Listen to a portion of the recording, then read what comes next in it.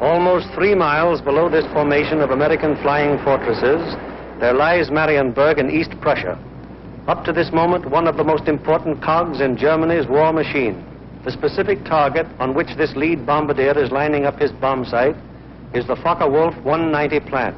Up to this instant, this aircraft factory has been accounting for almost 50% of Germany's total FW-190 fighter assembly. Bombs away. Tons of bombs rain down in a tight pattern of destruction. This, remember, is no area attack. It is an assault on one single target, and any bomb that falls outside that target has failed to achieve its purpose. The assembly of fighters in this Focke-Wulf factory has come to a sudden and violent end. To many, the bombing of Germany probably seems to be little more than a series of capricious adventures, one attack unconnected in any way with the one that preceded it or the one that will follow it. It is easy for the average citizen to envision the positions of ground armies because of maps like these, which make the positions of the contesting forces quite clear. It is harder to express so graphically the progress of a bombing program. Yet there is a real line in this battle of Germany, not a geographical front, but an industrial one. In the British Isles, there are the Allied air forces. On the European continent, we have Regensburg, Marienburg, Bremen, Oschersleben, Warnemünde, and Kassel. These are the major German fighter assembly plants, and as such are actually the center of Germany's industrial defense line. However, these are only the places where the aircraft is assembled into the finished fighting machine. Component parts for German fighters are made at Anklam, the Weser-Flugzeugbau works at Bremen, the great Hedderheim propeller works near Frankfurt, the aircraft tire factory at Hanover, the CAM ball bearing plant at Paris, and the ball bearing factories at Schweinfurt. Obviously, an assembly plant can't operate if other plants aren't building the parts from which the enemy planes will be assembled. Holz produced 29% of all German synthetic rubber production and is in fact responsible for 18% of our entire supply of rubber, natural or synthetic. At Bochum, there's a great steel plant producing high-grade aviation steel. Herøya, up in Norway, is a great producer of aluminum and magnesium, metals which figure importantly in aircraft production. At Ham, there are great railroad marshalling yards, having a capacity of 10,000 freight cars a day. Much of the tonnage handled here is closely connected with the manufacture, assembly, maintenance, and repair of enemy aircraft. And so it is all over Germany and occupied Europe. Everywhere there are plants and installations that contribute directly or indirectly to the making of German aircraft. Industrial bastions which must first be ripped apart before the enemy's armies can be destroyed. The smashing blows by the Allied air forces at Holz, Herøya, Regensburg, Schweinfurt, Hanover, and Frankfurt have had the result of piercing the German industrial line to the extent of 37.5% of estimated single-engine fighter production in September of 1943. If this rate of drop continues, there can be only one result: the eventual disappearance of the Luftwaffe as a defensive force. But these attacks have had other far-reaching effects. For instance, in January of 1943, just when the 8th Bomber Command had started daylight attacks against Germany proper, 42% of the German fighter strength was concentrated in Western Europe, 33% of it in Russia, and 25% in the Mediterranean area. After 10 months of American bombers appearing by day over Germany, the figures line up more like this. On the Russian front, 19%. In the Mediterranean area, 12%. And in Western Europe, 69%. Germany thought it was urgent enough to withdraw fighters from 2 important theaters, all in a vain attempt to save their crumbling industry from the grim, destructive blows of the British-American bomber offensive. That is why the Battle of Germany is being fought. Now we come to the problem: how are the targets selected? And what enormous effort is necessary for the 10 or 15 minutes that our air task forces will be over any given target. The daylight bombing offensive against Germany is the responsibility of the 8th Air Force. Under the 8th Air Force are the 8th Bomber Command, the 8th Fighter Command, and the 8th Air Service Command, all of whom contribute to every bombing mission. But it is the Bomber Command which is charged with the actual destruction of the selected targets. The Bomber Command, with which this picture is primarily concerned, is divided into 3 divisions. Each division has a number of combat wings. Each combat wing, in turn, has 3 groups. This is the chain of command. Since the operations which we are to follow, there have been some organizational changes, but they are principally changes of nomenclature and have not affected the broad strategical and tactical purposes of the organization. For instance, what is referred to as Bomber Command in this picture is now the 8th Air Force. Weather is the greatest single enemy of the 8th Bomber Command, for here is to be found the most changeable, treacherous weather in the world. To keep the most accurate possible check on weather conditions all over Europe, the RAF has established vast communication and reporting systems. Weather planes such as this Mosquito and our own B-17s are continually in the air in an effort to know in advance what the weather will be over Europe and the United Kingdom. Men like this supply a major portion of the data from which 8 main weather maps of Europe and of the United Kingdom are drawn each day. In addition, there are 4 upper air maps and 8 maps of a miscellaneous classification.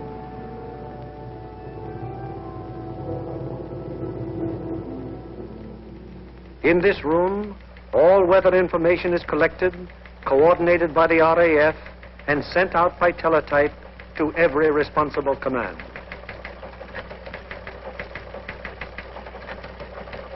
This is the weather section in the operations block at the Bomber Command. Here, the information gleaned from the weather stations is put together and correlated into weather maps. Accurate predictions must be made as to the direction and speed of the wind, downward and forward visibility, temperature, humidity, possible icing conditions, and probable atmospheric pressure at the bases, en route, and over the target.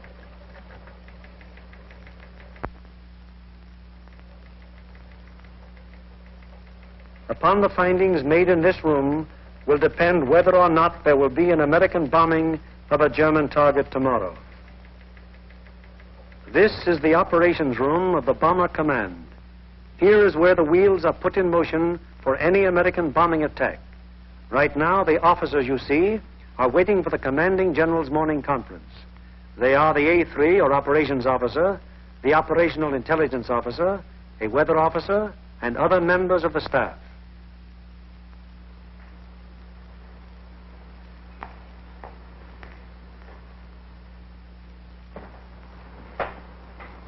What's the weather prospects today, Major?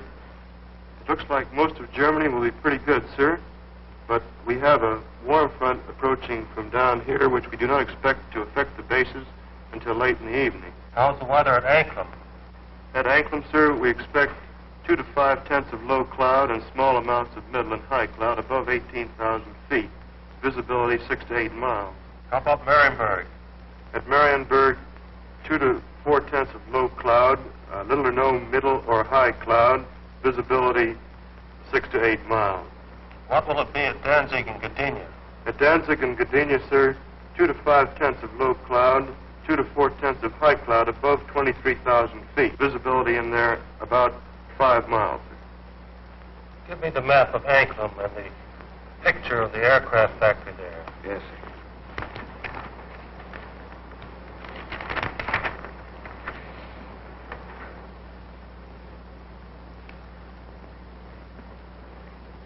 All right, Marienburg, the Focke-Wulf factory. Yes, sir.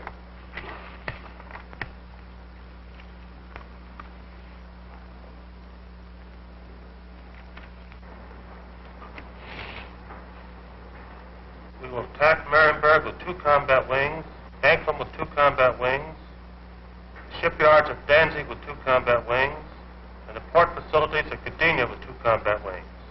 That will require a maximum effort.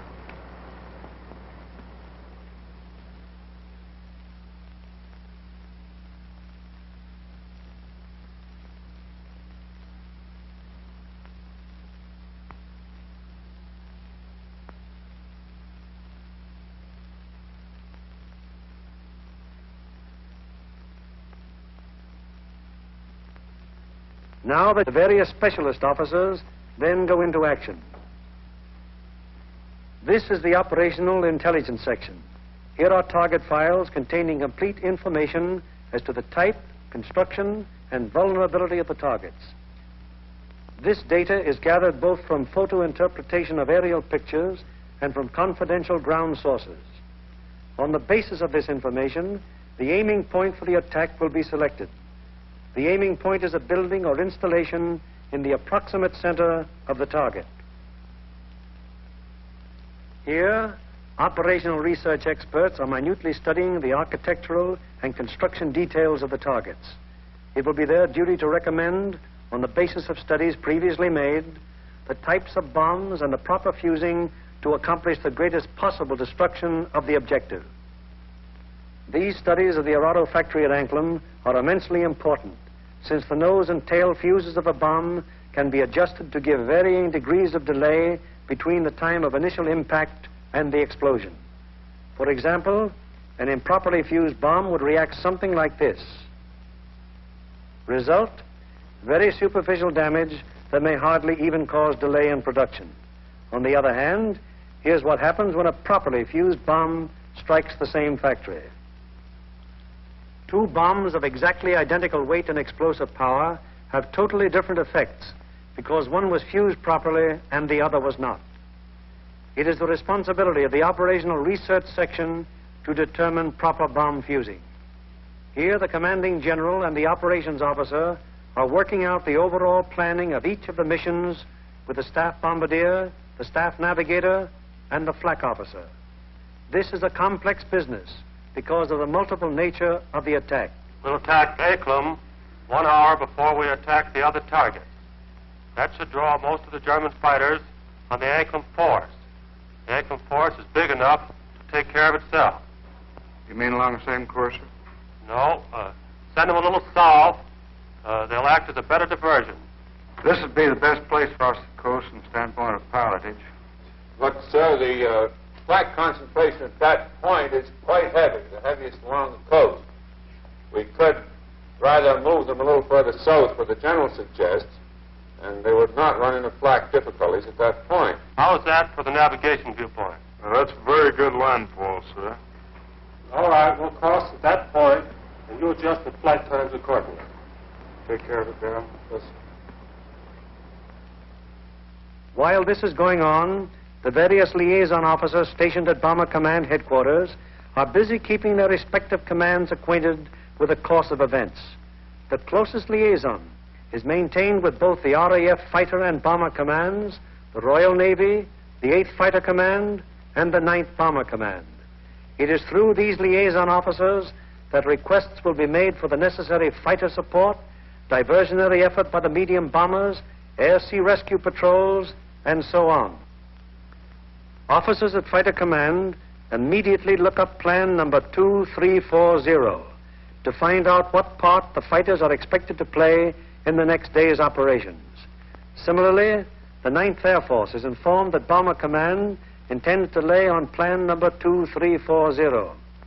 It will be the duty of the mediums to attack enemy airfields at a time that will cause maximum interference with German attempts to intercept the heavy bombers. Right now, weather officers are getting ready their forecast for the General's late afternoon conference, where final decisions will be made. Right in there as planned. Yeah, it should. Should be okay. Thanks. Good enough. Bye. Does your morning's forecast still hold? Yes, sir. There's practically no change in the situation, and we still expect the base weather to hold up for return. Send out the field order exactly as planned. Yes, sir. Get me the 1st, 2nd, and 3rd divisions on a conference call, please. Already with your conference call. Go ahead, please. Can you scramble? Okay. Over. Okay, over. Over. Okay, there's a mission tomorrow. Maximum effort with 5 task forces.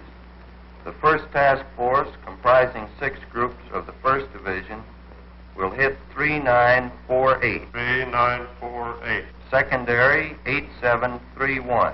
8731. Last resort, 9009. 9009.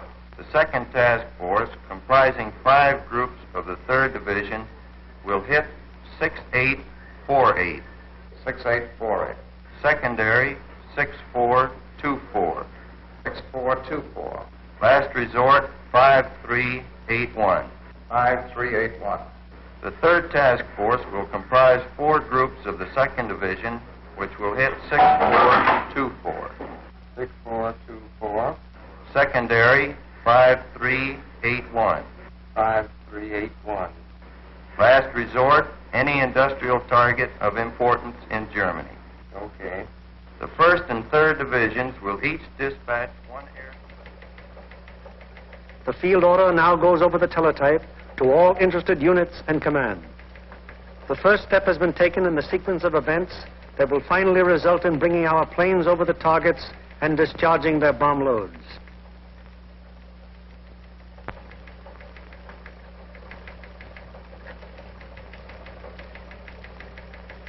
Command has conceived the mission and laid out general plans and routes.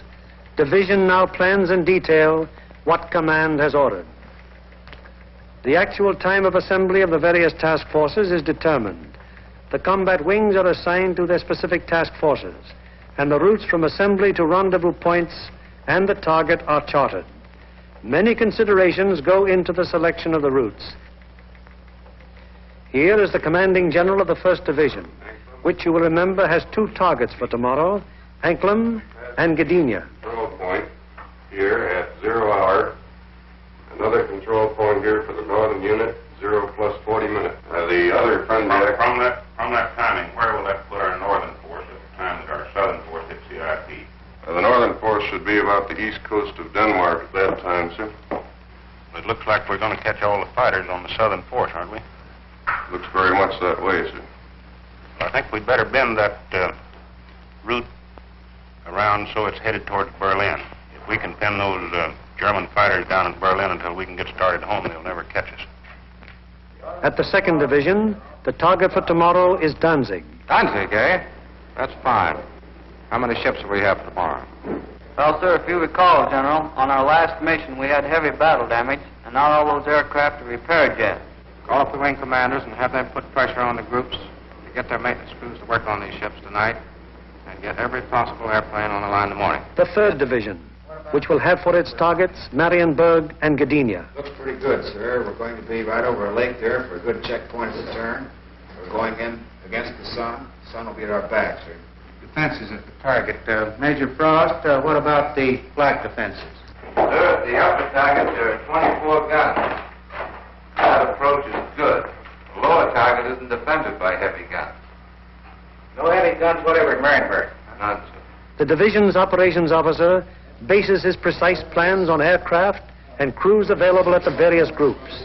He then calls the combat wings to give them advance information before the field order actually arrives.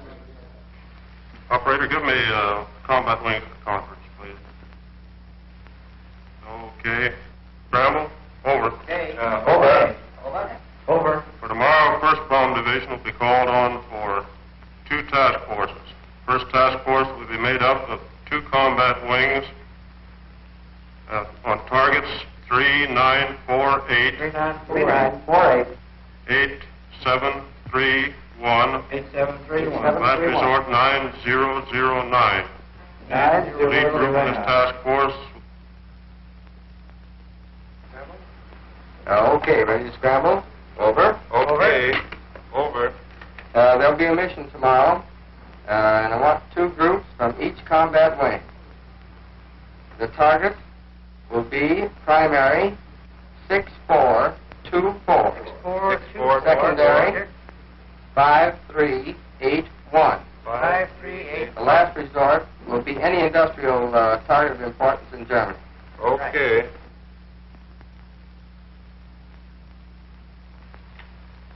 There's an order coming through.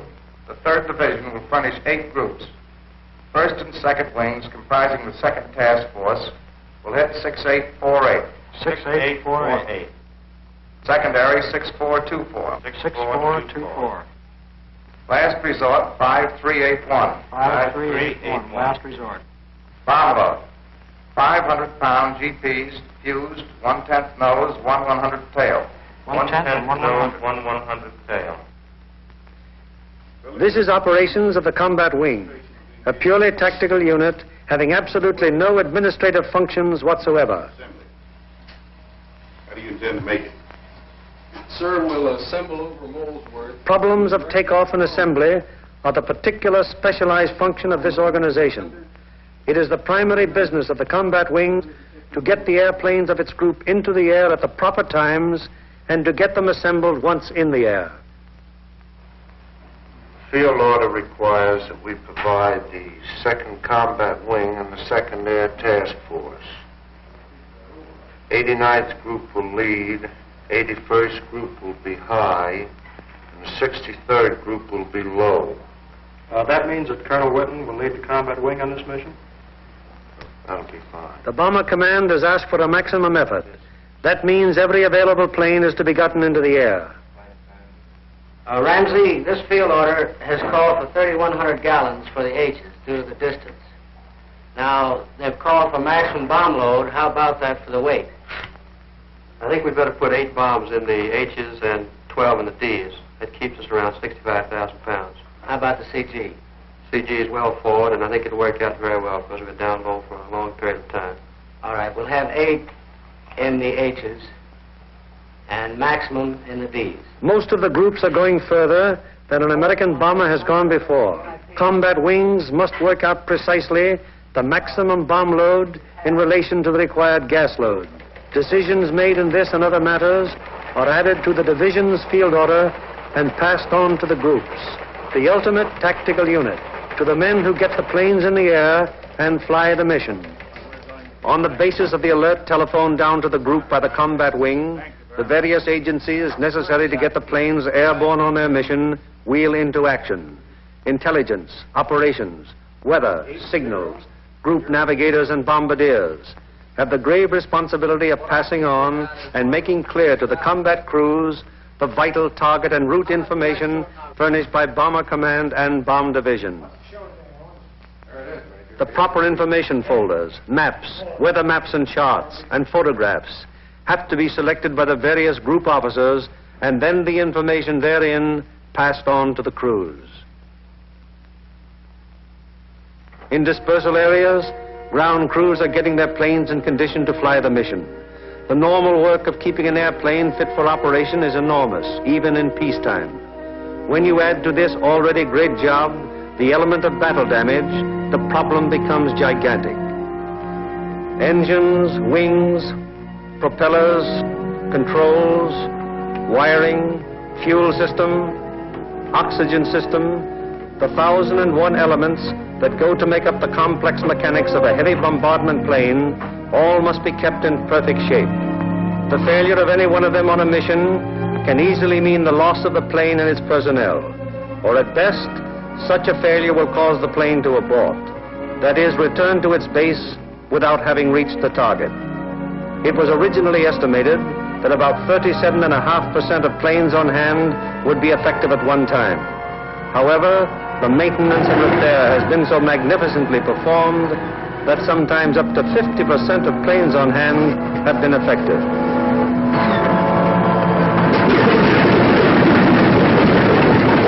Ordnance is already at work, getting the bombs in their racks and loading ammunition onto the plane. These are 100-pound incendiaries.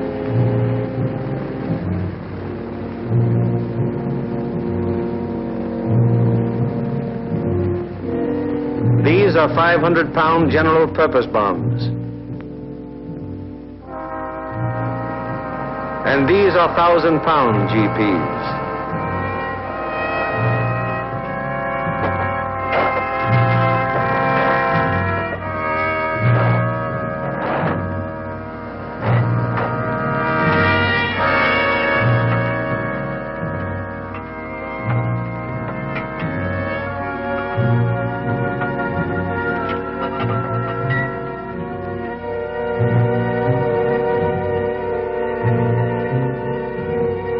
bombs have to be placed in their racks very carefully. One bomb sticking in its rack through careless placement might make a whole mission useless so far as that individual plane goes.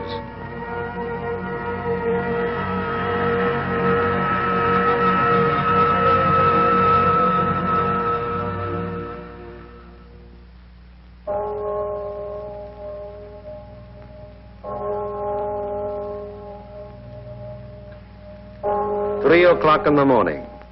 All over England at this exact moment, American air crews are being roused from their sleep. Okay, fellas, roll out. We have a mission this morning. Breakfast in half an hour. Captain Kirk, Captain Thompson, Lieutenant Bushka, Ackerson, Holloway, and Hawker scheduled to fly. We'll snap it up. 3 o'clock. This is a hell of a time to get a man out of bed. Good, Doc.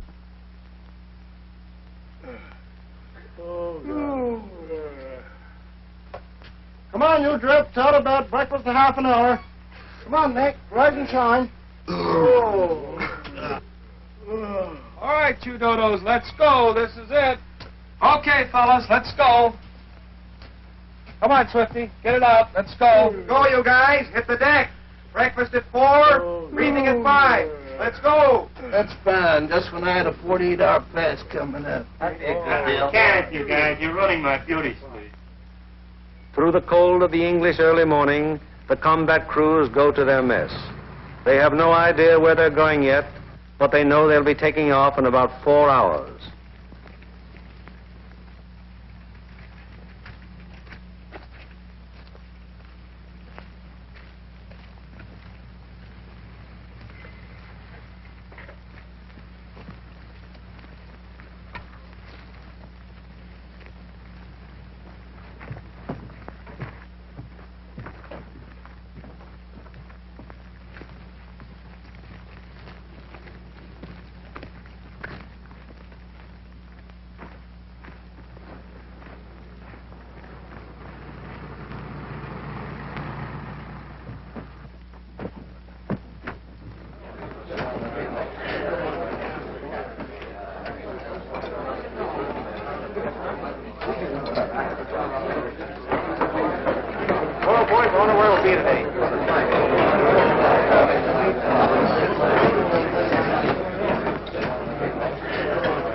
How do you figure those Jerrys will be today? What do you think, Doc? They'll be shooting at us.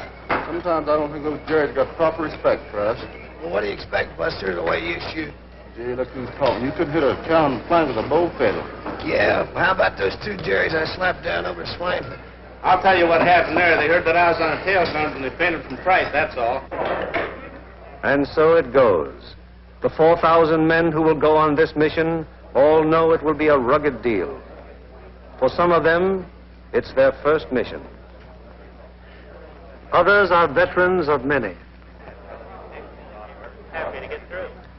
Now, at all the groups in the bomber command, the air crews are assembling in the briefing rooms to learn the target for today. Okay, boys, let's go.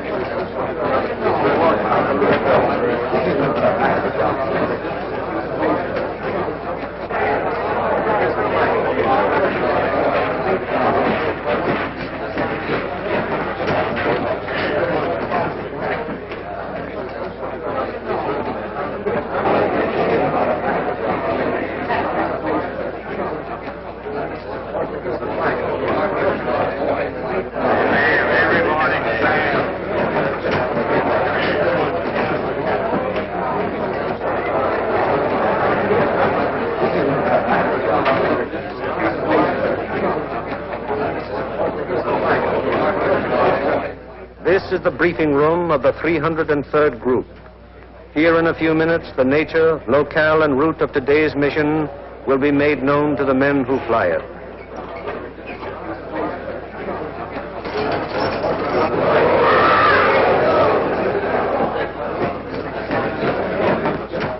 Target for today is Ankman. Specifically, you are to destroy the Arado factory. This plant manufactures aircraft components, principally wing and tail assemblies for the Focke-Wulf 190. The parts are then shipped to New Brandenburg for assembly. I cannot stress upon you too much the importance of this target. If it is successfully destroyed, it will have a very serious effect on Germany's aircraft production. Lights, please. Your IP is on the northwest side of New Brandenburg. Your heading on your run-up will be 45 degrees true. Immediately after your turn, you have an aerodrome on your right, almost directly north of the town. You should be able to pick out Friedland, 6 miles to your right and halfway between your IP and the target. Along this route, you should be able to see the main line railroad and the main road. From Friedland, the main road moves in toward your run-up and goes into Anklam, but the railroad terminates at Friedland. Shortly after passing Friedland, you will see a peculiarly formed wooded area on the right of your course. From here, pick out the aerodrome slightly southwest of the city and the intersection of the main railroad and the Peene River just outside of the town to the north. Night target map.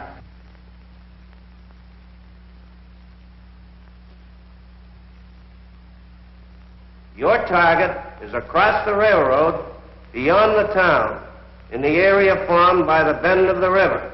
And now a picture of the target. This group of buildings here is your target. This building will be the aiming point.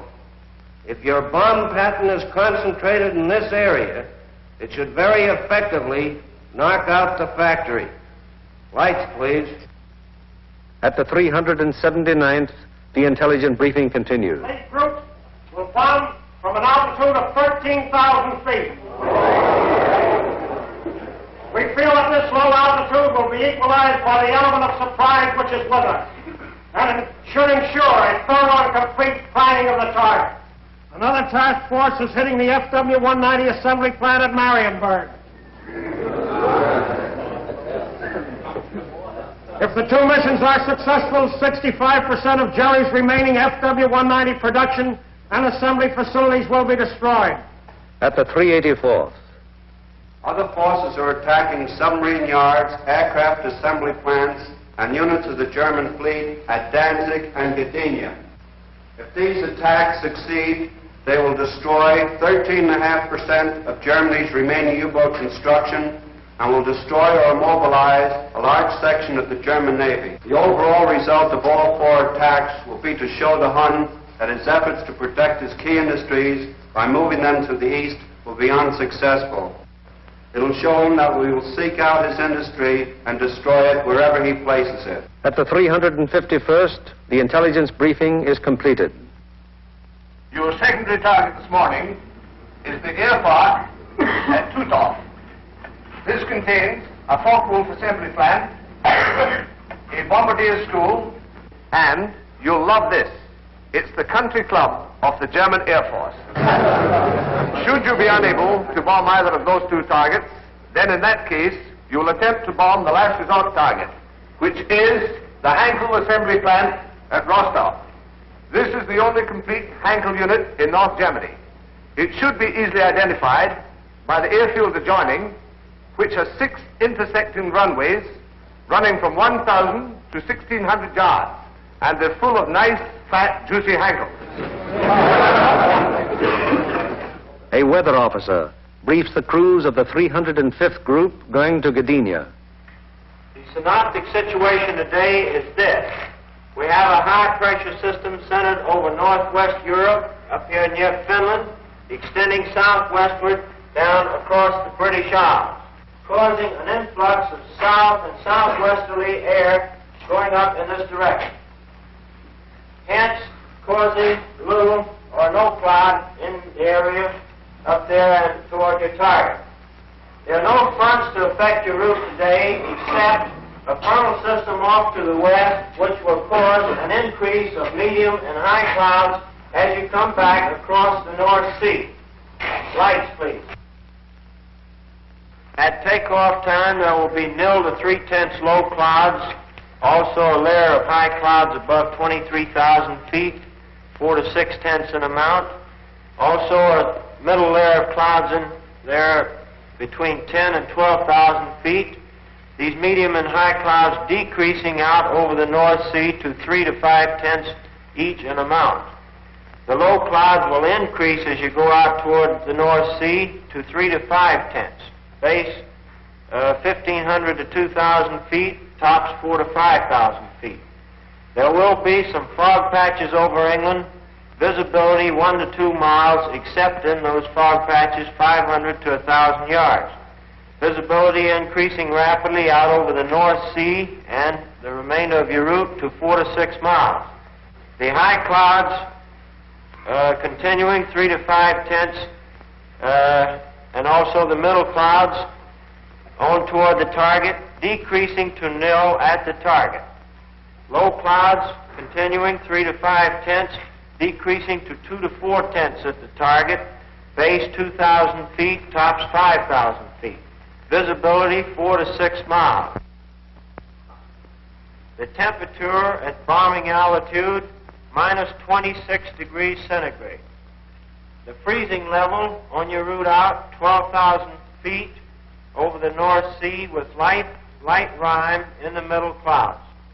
As you return back to base, that freezing level will lower to about 7,000 feet, continuing light rime in your middle clouds. Now, on the return route, weather will be very similar to your route out, except your clouds increasing in amount as you proceed back across the North Sea. Base on return, visibility 4 to 6 miles. A flak officer briefs the 389th Group of the 2nd Division going to Danzig. Gentlemen, this morning, because we are going to cross the Danish coast at such a relatively low altitude, we've planned the route so as to avoid as much flak as possible. At any rate, any flak that you do encounter will be merely a deterrent in nature. However, you can expect heavy flak batteries at a place where we make landfall here at Namindegab, about a mile south of Kursk. Also, there are known to be other heavy batteries 8 miles south of Kursk, there on the coast at Hem. Other batteries are known to be located here at Korsor, 20 miles south of Kursk, on the island of Skellum. From then on, the target, you will have very little flak. Now, while you're crossing the coast and when you're over aerodromes and cities in Denmark, you are advised to take evasive action. Now then, when you get to the target itself, your anti-aircraft fire from the ground will be known to be supported by fire from naval units. Now, for those of you who have never been fired on by a naval unit, I want to add that naval units can put up a hell of an intense barrage, and you want to look out for it. An operations officer briefs the crews of the 94th Group of the 3rd Division. This group is leaving a formation to Mariensburg today. The 880th will be high group, and the 764th will be low group. Bomb load of each ship will be 3 1,000-pounders, use 1/10 nose and 1/100th tail. Get that, bombardiers. You'll also carry 5 M47A incendiaries. You'll have full Tokyos, 1,000 gallons extra. Takeoff will be normal, assembly 1,000 feet over the field. After takeoff and assembly, proceed up this line to this point. This will be your combat wing assembly line. You'll leave the coast at this point here, that's Splasher 15. Let's not have any stooging around over England, it's a long haul. The 57th Combat Wing will follow us today at a 3-mile interval. Now to the 95th Group. B-26s will be hitting the Lille area and the lowland at approximately 0 hour minus 40 minutes. One group of P-47s will strike the Warden area and join us for escort on the way out, joining us at approximately this point here. All other forces are using approximately the same route today. Just one point, and that's that the Anklem force will probably pass us coming out as we're on our way in. You should see plenty of air activity. Let's hope that most of it is out. The climb will commence at the English coast, climbing at 150 miles an hour, 100 feet per minute. We should reach bombing altitude approximately the Danish coast, and under no circumstances should the Danish coast be crossed at less than 12,000 feet. We will drain Tokyos as soon as possible. We should have plenty of gas. We figure approximately 400 gallons overload. At the 100th, the operations briefing is completed. Fly loose formation today with groups echelon to the right until a point 75 miles from the enemy coast, where a normal combat length formation will be assumed. For visibility, everybody use Aldous lamp. The Royal Navy will be out patrolling the sea routes, so any crews that have to ditch will probably be rescued very quickly. The Commanding General of Bomber Command asked us to put out a special effort today, so let's give it to him. The commanding officer of the group invariably has a few words to say. Men, the going's going to be rough. You're going to have to bow your necks in there and stay in there and pitch every minute. Now, gentlemen, this is the type of target you don't want to have to go back after the second time. If you fly a good, tight formation, get a good, dense pattern on that target, we won't have to. This Anklin crowd down here may pull most of the fighters off of us. However, that's just a guess. So particularly for you gunners, you've got to be on the ball from the Danish coast onto the target. Flak will be heavy, probably accurate, but you've been through worse before. Remember that your biggest enemy is still the single-engine fighter plane. Now, you bombardiers, take your time in going in on your releases. And don't allow the flak to worry you. It's merely to break up your formation. Now, if you get in any trouble up in this area, remember you can always board Sweden. Get on. It's a neutral country. And it's close over there. Could be rough. Don't think it'll be too bad. And whether it's easy or rough, I'll be sitting out in front, taking the whole works in. The main briefing over, the pilots, navigators, bombardiers, radio operators, gunners receive separate specialized briefings. These briefings are very technical and very thorough, and are held so that every member of the combat crew will understand exactly what he can expect and what is expected of him.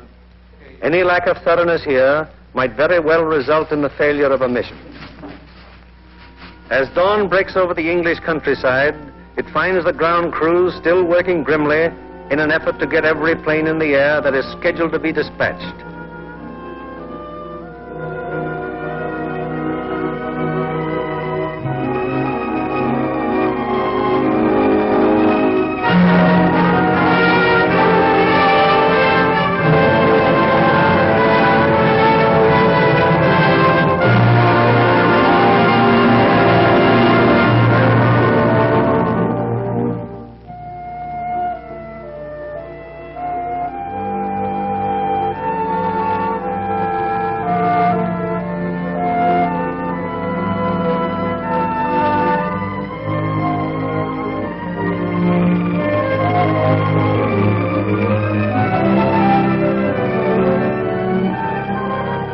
These men take as fierce a pride in their planes as do the air crews.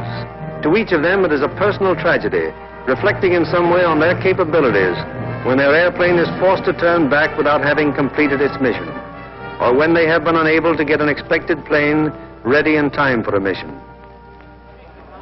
It's getting on to the time when the combat crews go to their planes. Here they are in the crew room, putting on their flying clothes. Clothes and equipment especially constructed to ward off the intense sub-zero cold which they will encounter so shortly.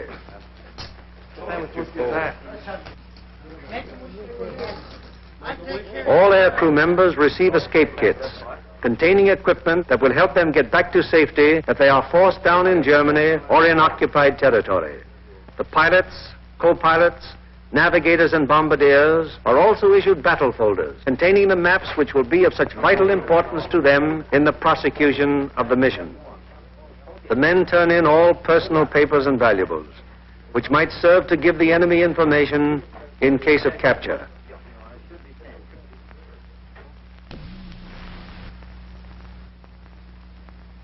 Some of the crew members turn to their chaplain, whose ministrations are always available to the men of the bomber bases.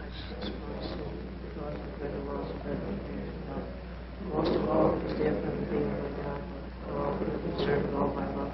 I firmly resolve with the help of my gracious sister, confess my sins, weaknesses, and amend my life. Amen. Misericorde bestolo potenziale sette mesi peccatis vestus per duca posta vitam aeternam. Amen. Indulgenza absolutionem, mission per duca vestum.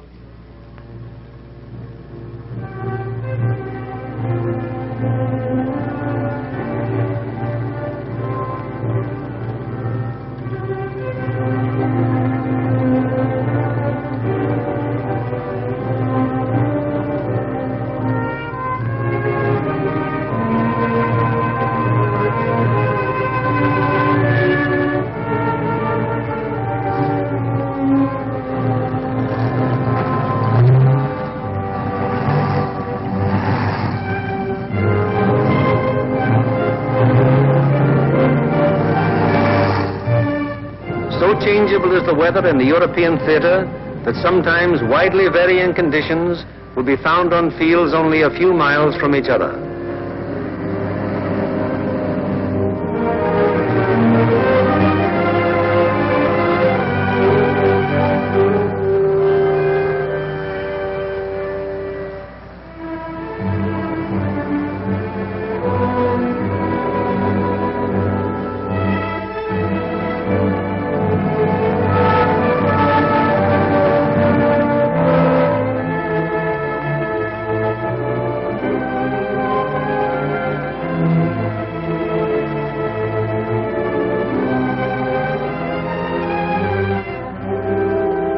And now the last briefing of all.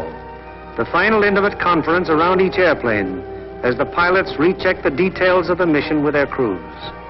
Crew members have ceased to exist as individuals. They are now 10-man teams, and on the excellence of their teamwork will depend the success of the operation.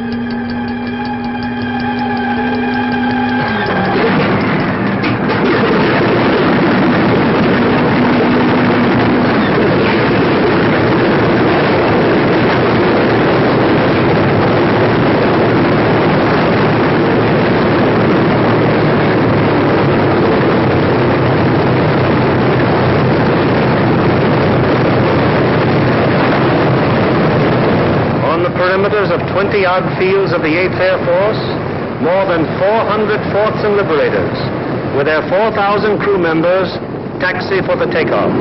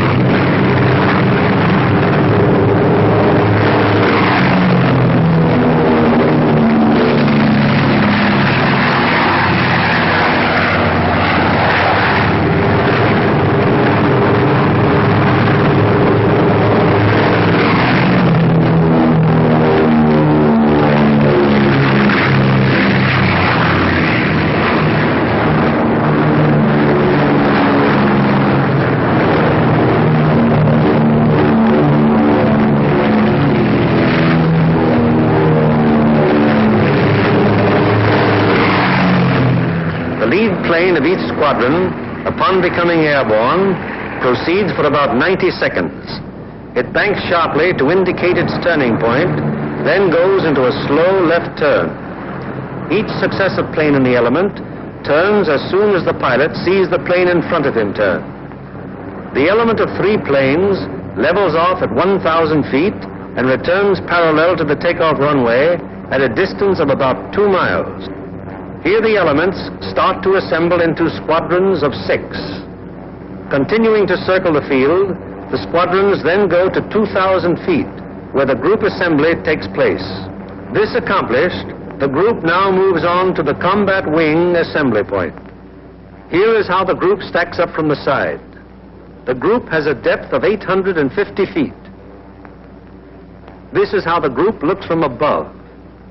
In the lead squadron, the second element is flown with the nose of the leader slightly behind and to the right of the right wing aircraft, first element. The lead plane of the high squadron flies even with the lead plane, second element, lead squadron. The second element of the high squadron flies with the leader's nose just behind and to the left of the left wing aircraft, first element. Here is the group as an enemy fighter pilot sees it, from head on. The first element of the lead squadron is stacked high left and low right. The first element of the low squadron is stacked high right and low left. Likewise, the first element of the high squadron is stacked high right and low left. All second elements are flown low. The second element of the lead squadron is stacked high left and low right. The second elements of the high and low squadrons are stacked high right and low left. Experience has shown that this arrangement of the group brings to bear on attacking fighters the greatest possible amount of firepower by utilizing to fullest advantage the field of fire of each gun in the formation. Again, it is proved to be the most maneuverable formation from which to execute the primary and all-important purpose of the mission, the dropping of the bomb loads on a precise target.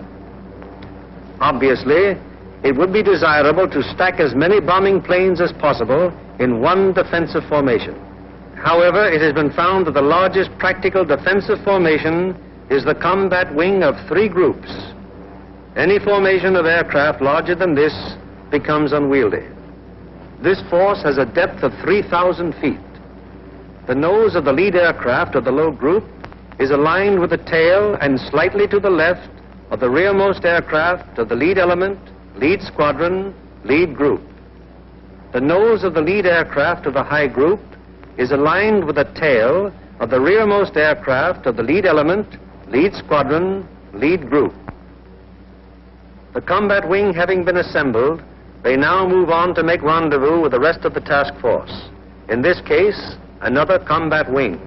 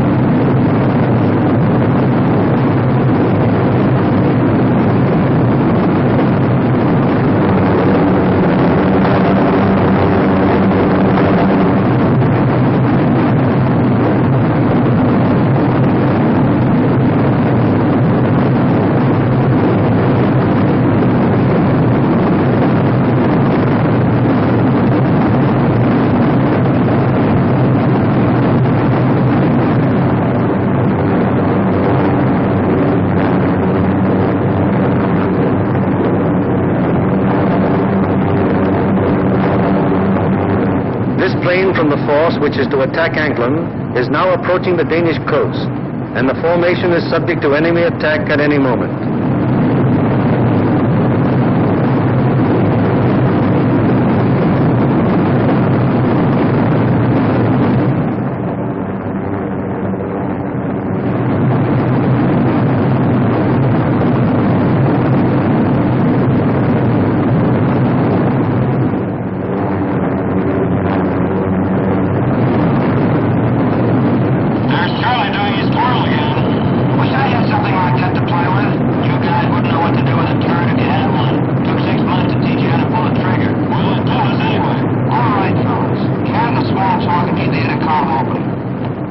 It is now 10:30 hours, and Denmark has been penetrated to some distance without any great opposition as yet. So far, there has been only some light and inaccurate flak at the coastline.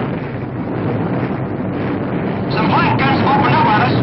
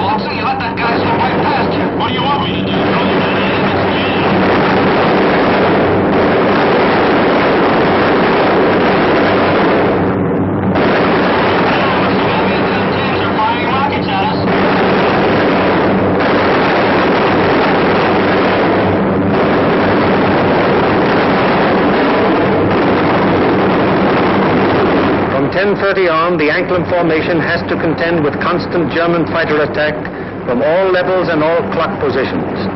During this time, the gunners aboard the fortresses knock down fighter after fighter. However, the gunnery of the forts, no matter how sensational it may be, is only to ensure the successful performance of the mission. It is not the job or purpose of forts or liberators to seek out action with enemy fighters. They merely defend themselves against enemy fighter attack so that they can destroy their target and bring their crews back safely to their home bases.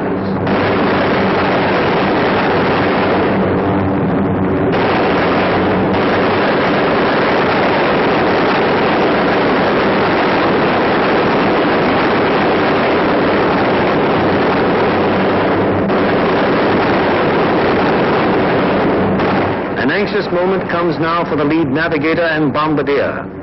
The formation is approaching the initial point. That is the point where the wing will turn off and make its bombing run on the target. Upon proper navigation to this point may rest the success of the entire mission. Pilot to left waist gunner. We're over the IP. Release flares. Waist gunner to pilot. Roger.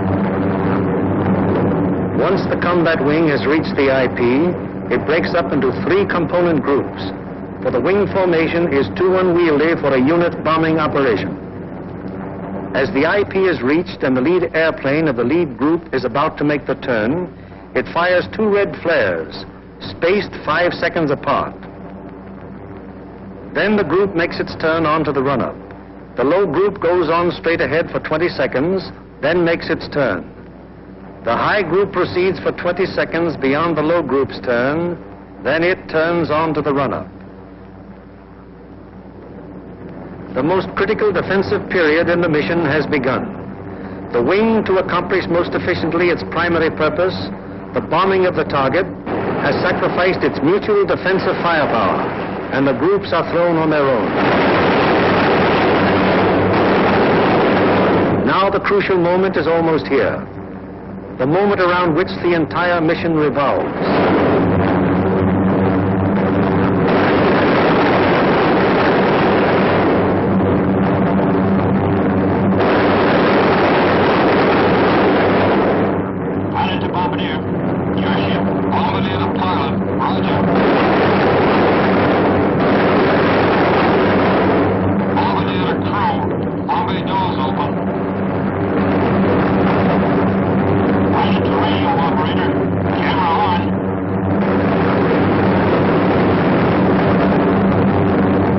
Bay doors open, the group is committed to its attack. No evasive action may be taken until the bombs are away.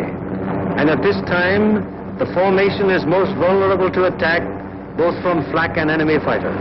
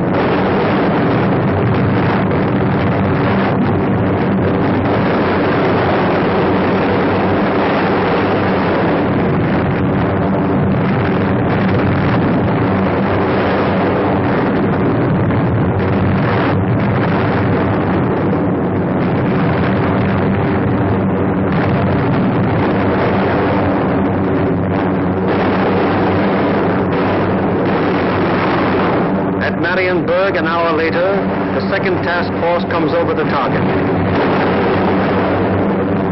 Miles away.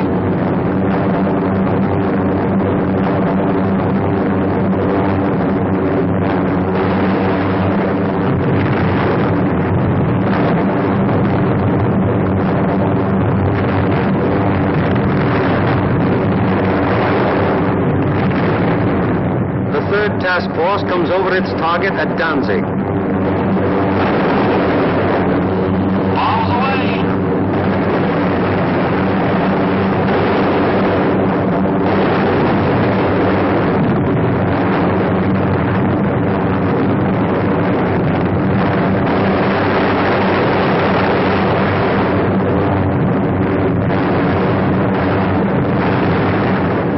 And fifth task forces arrive over the harbor area of Gdynia. Miles away.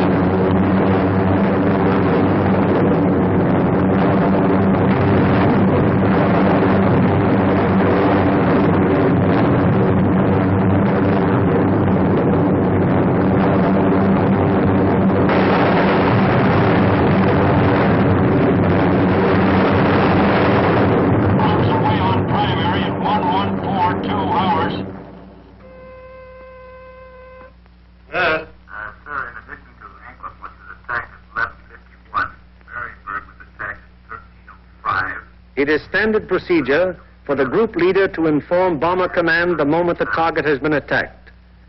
Bomber Command, in turn, promptly informs the commanding general of the 8th Air Force. Baker, I have the additional information. I reported to you that Anklam was attacked. All primaries were attacked. We received strike messages on all primaries.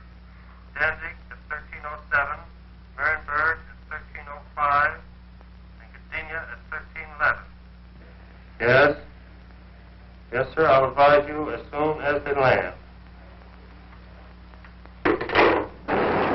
After getting bombs away and closing the bomb bay doors, the groups can now defend themselves again, at least to the extent of evasive action against the flak and fighter attack.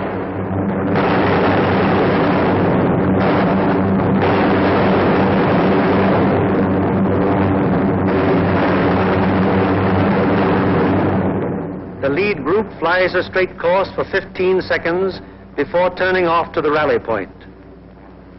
The lead group then proceeds to the rally point at an indicated airspeed of 155 miles per hour, making S-turns meanwhile to permit the trailing groups to catch up.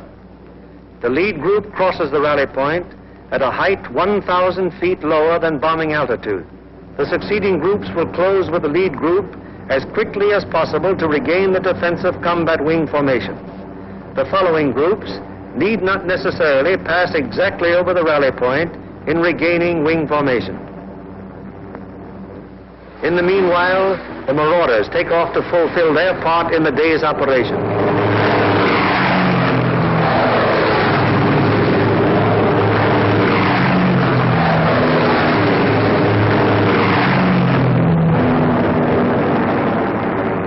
They bomb the aerodrome at Woensdrecht, one of the most important of the enemy's fighter bases.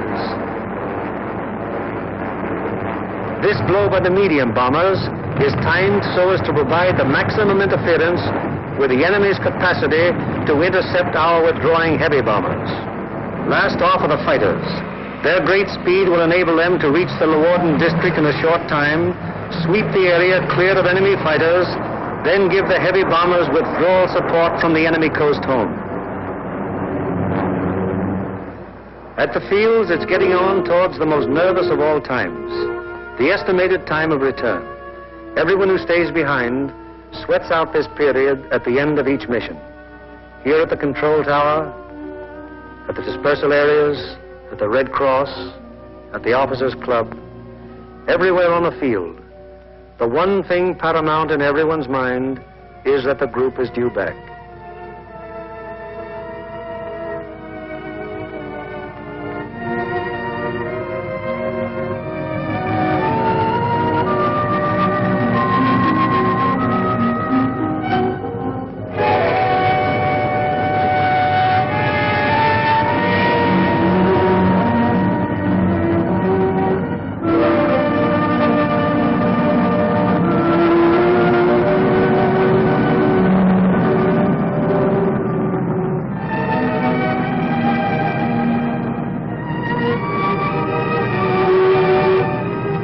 Went out to attack the target. How many have returned? 1, 2, 3, 4, 5, 15, 6, 17, 18. 18 dispatched, 18 returned. 23 dispatched,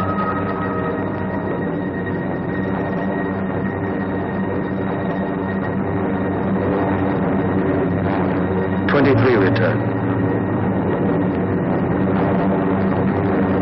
However, there are other groups which weren't so fortunate. 18 dispatched, 17 returned.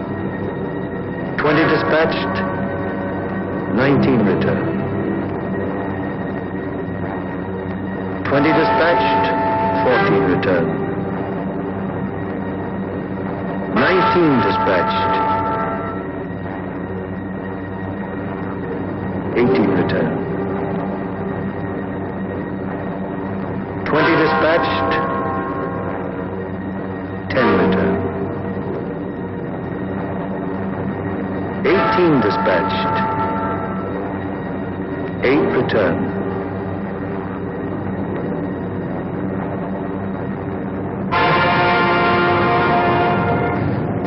dropped from aircraft signal the presence of wounded aboard.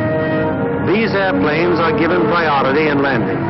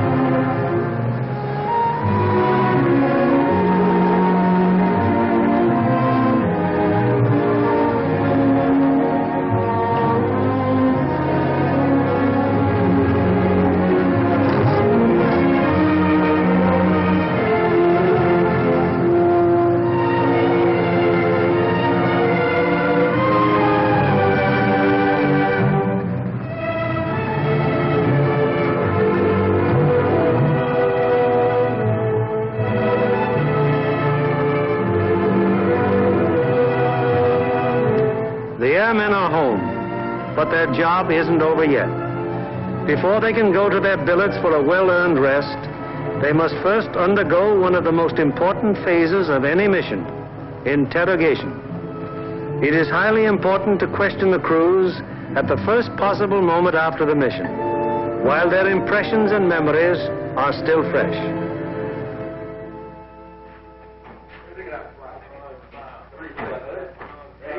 Crews who have anything of immediate importance to report go at once to the hot newsroom. Hello, boys. How are you? Well, kind of long, but not too tough. Best bombing job we've ever done. Good, good. Somebody in trouble? Yeah, we saw a 1B-17 go down there just before we made landfall. Where was that? Well, that was at 5240 north. 5240, yes. 1 degree, 50 minutes east. 0150 east. Yes, and what time was it? That was at 1524. And was that a G-fix? That was a G-fix, yes. And we had the radio operator get on the MFDF section. He sent in the coordinates of the fix. Good. And I had my radio operator turn on his IFF to emergency when we saw it go down. Okay. And what happened? Well, the ship went down, apparently under control, and saw it hit the water. Yes, I was looking through the glasses, and I saw 2 dinghies come out, and 10 men, apparently all okay, man. Good. And what altitude were you? We were at 5,000 feet at the time. Okay. Anything else? No, settle up for a cup of coffee. It's waiting for you, boy. Okay. Thank you.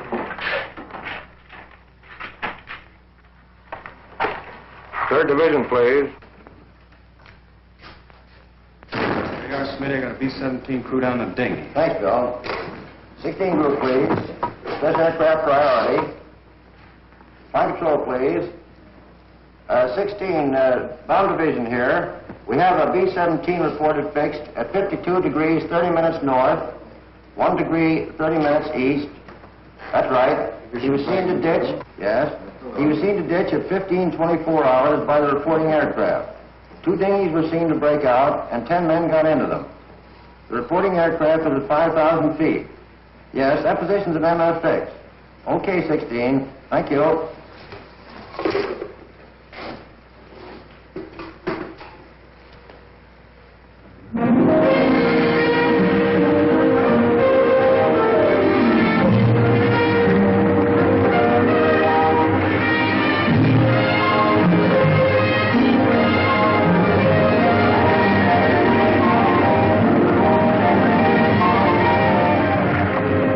In one way or another, scores of our crews are saved by air-sea rescue from the English Channel and the North Sea and returned to combat service.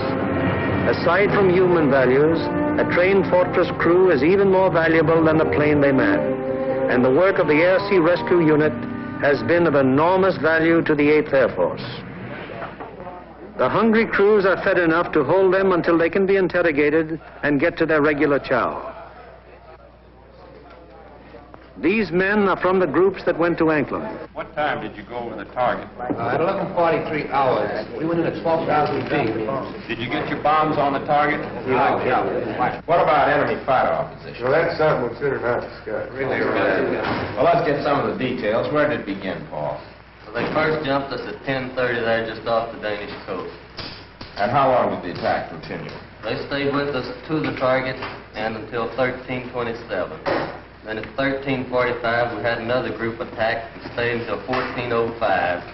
We had a couple more attacks, and the last one was at 15:26, just off the Danish coast coming out.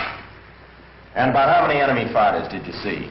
Well, I don't know how many of them might have been repeated, but I saw 60 or 70 myself. I couldn't keep track of them, sir, but I counted about 65. I stopped trying to count when I got...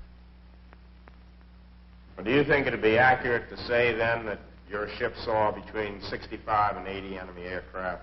Yeah. What type of enemy aircraft did you encounter? Well, from what I could see from the tail, they threw the book at us. FW-190s, ME-109s, 110s, 210s, Dorniers, even JU-87s and 88s. I saw a couple of Focke-Wulf 189s, at least 2 Heinkel 111s. What positions did they attack from? Oh, they came from all over the place. Fighters are pressing home their attacks from 300 to 400 yards. Would you characterize these attacks as determined? Brother, you can say that again. No, I think those guys are really trying to shoot us down. I wouldn't be surprised. How would you describe the enemy fighter tactics? Well, I describe them as murder.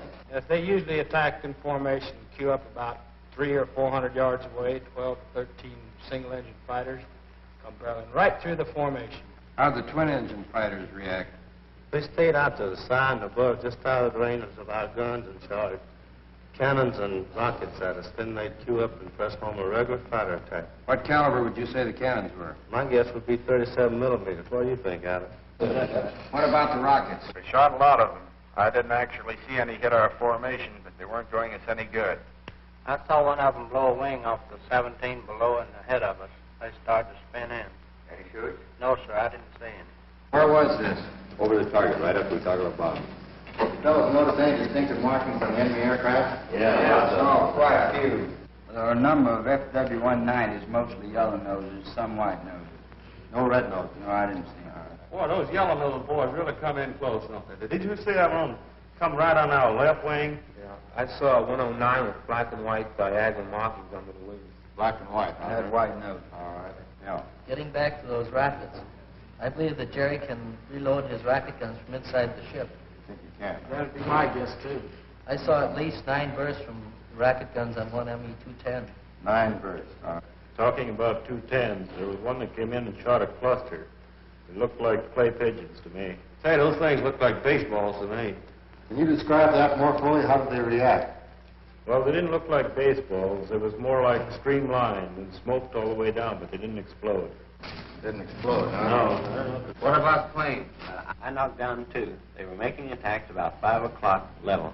Yeah, I saw them. One of them blew up in the air, and the other one went down in flames. The pilot of the second one bailed out. That was at 11:44. We were right over the IP. Were any other guns firing at these planes? No, sir. These were my babies. Any more? Yes, sir. I got one destroyed and one probable. I knocked a 210 down right over the target. The plane exploded in the air. I got a burst of a 110, and it started down in flames. I couldn't see whether it went all the way down or not. We're under constant attack. Bombing results and enemy fighter reaction are only one phase of the interrogation. The enemy's anti-aircraft defenses, their concentration and their accuracy are also matters of great interest to the interrogators. The group of the 2nd Division, which went to Danzig. How would you describe the flak en route to the target? From the coast to the target, it was meager and inaccurate as to height and deflection. Over the target, it was still meager, but pretty accurate as to height and deflection. Is that how the rest of you fellows would describe it? What about on the way back? Well, it was meager and inaccurate, except now when we crossed the coast. They threw up a box barrage that was pretty accurate as to height. In fact, it was good as to altitude, but the deflection was a little off. The first burst hit about 100 yards ahead of the lead plane. And we felt the concussion of it, right? We got a couple of flak holes in the fuselage right around my gun position. Any other battle damage? A couple of flak holes in the nose. Burst at 303 in the number 4 engine. Got an oil line. What was your altitude when this box barrage almost caught you? 21,500 feet. Did any of you notice anything unusual or peculiar about the flak burst? No, it looked like the same old black flak to me. What's the 6th we have seen her? Also valuable to the interrogator is any intelligence that might be picked up by the crews en route to or from the target. Such observations may be completely incidental to the mission, but can prove to be of great value at another time when another target is being attacked. Let's find out what the force attacking Marienburg discovered on their way to and from the target. This smoke screen at Danzig, where does that emanate from? Well, it looked like to me it was coming from off of floats and boats here with mud spots on them, anchored just a little ways off the coast. Yeah, honey, they were shooting it up from the ground, too, and it get up so high Yeah, and it's burst mushroom. and mushroom out. Would you say it was effective? Well, we didn't pass right over the city itself, so we couldn't say definitely, but it looked like to me it'd be pretty doggone effective. It's all right. You see anything else? Yeah, there's a new airport about 2 miles below Danzig, there, south of Danzig. What'll it look like? Pretty large airport with grass runways and a lot of construction at the south end. I seen another one there at Puck. It seemed like it's building runways and some buildings, new buildings like that, quite enough to be hangars. Okay. Now, how about military installations? Did you see any of those? Well, south of Stadtdorf in East Prussia, we saw some installations that might have been fortifications. They were large rectangular buildings with red tops. Yeah, there were 2 rows of 4. 4 buildings each? Yes. Good deal. Now, you see anything else? As soon as interrogation of the men is finished, the interrogation forms are checked and general statistics on the group's part in the attack are compiled. All right, let's get going on this report. Okay. B, number of aircraft dispatched. 20. C, number of aircraft attacking the primary target. 20. Hello, I want the A2 duty desk. Hello, this is Norgan 492. Got flash teletype report for you. You ready? The organizational flow which we have observed throughout this picture has now begun to operate in reverse. Information obtained from the crews is evaluated in divisional critiques, conferences in which all responsible group and divisional officers carefully inspect the detailed record of the mission, discuss any failures that may have occurred, and plan to prevent their recurrence. After a particularly large or important operation, there will be a command critique, with the 8th Air Force Commanding General presiding.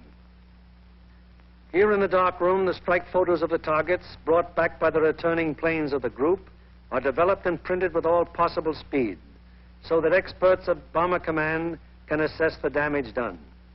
Coming in from planes of every group participating in the various raids and interpreted and appraised by trained photo interpreters, these pictures will give Bomber Command an excellent idea as to exactly what parts of the various targets were hit and how severely.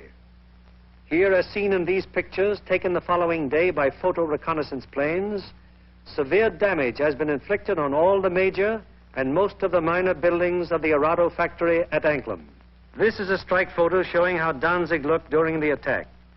Very extensive damage has been suffered in the harbor area. Here is an annotated PRU picture of Gdynia as it appeared after the attack.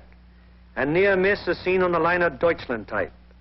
The transatlantic liner Stuttgart does not appear in this picture, although she was seen afire and in the hands of tugboats immediately after the attack, as these strike photos reveal. Aside from the Stuttgart, several ships in the South Basin have been sunk or damaged, including the liner Oceania. Shore installations are also heavily hit. At Marienburg, the PRU photo discloses that the damage was exceptionally severe, almost every building having been destroyed or seriously affected. General Arnold has characterized this attack as the greatest example of precision bombing on record. Other targets will be as thoroughly destroyed.